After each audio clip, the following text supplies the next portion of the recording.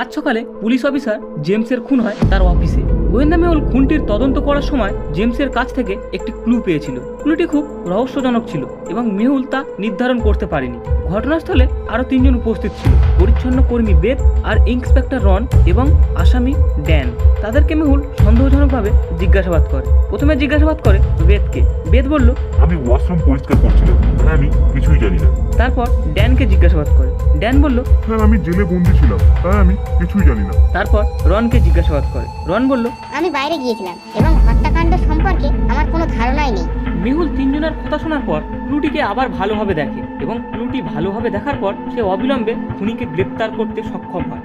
আপনারা ক্লুটিকে দেখে অনুমান করে বলতে পারেন জেমসের খুনের অপরাধে মেহুল কাকে গ্রেপ্তার করেছে? আপনার কাছে সময় আছে মাত্র 5 সেকেন্ড। অনুমান করতে পারলে কমেন্টে উত্তরটি জানান। খুনি হলো বেথ। আপনারা ভালোভাবে দেখলে বুঝতে পারবেন।